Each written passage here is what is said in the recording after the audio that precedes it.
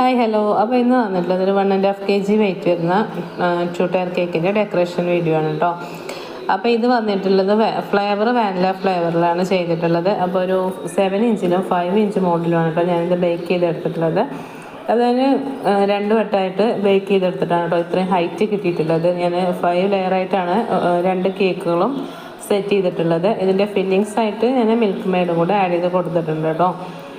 Normally vanilla ഫ്ലേവറിന് പ്രത്യേകിച്ച് fillings ഒന്നും ആവശ്യമില്ല. പക്ഷെ ഞാൻ എപ്പോഴും ചെയ്ത് കൊടുക്കുമ്പോൾ മിൽക്ക് മെയ്ഡും കൂടെ ആഡ് ചെയ്തിട്ടാണ് കൊടുക്കാറ്, ഒന്നും കൂടെ ടേസ്റ്റ് ആയിക്കോട്ടെ വിചാരിച്ചിട്ട്. അപ്പോൾ ഇത് കസ്റ്റമർ പറഞ്ഞ ഒരു മിക്സഡ് ഫോക്സ് ബോൾസ് വെച്ചിട്ടുള്ള ഒരു ഡെക്കറേഷൻ ആയിരുന്നു കേട്ടോ.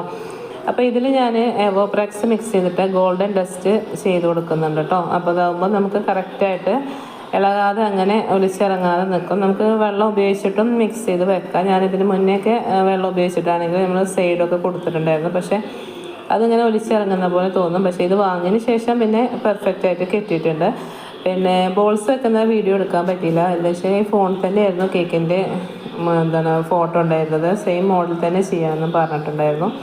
അപ്പോൾ അതിന് വീഡിയോ എടുക്കുന്ന ഫോണിലായിരുന്നു കേട്ടോ ഫോട്ടോ ഉണ്ടായിരുന്നത്. അപ്പോൾ അതുകൊണ്ട് അതെടുത്തിട്ടാണ് നോക്കിയിട്ട് ഞാൻ പിന്നെ ഡെക്കറേഷൻ ചെയ്തത്. അപ്പോൾ അതിന് ശേഷം ആ വീഡിയോ അതിൽ മിസ്സായി, എടുക്കാൻ പറ്റിയില്ല. പിന്നെ ഇതിന് നിങ്ങളൊക്കെ വാനില ഫ്ലേവർ കേക്കിനൊക്കെ എന്താ റേറ്റ് വാങ്ങുന്നത് കൂടെ ഒന്ന് കമൻറ്റ് ചെയ്യണം. ഇതിന് ഞാൻ 1500 രൂപയാണ് വാങ്ങിയിട്ടുള്ളത്.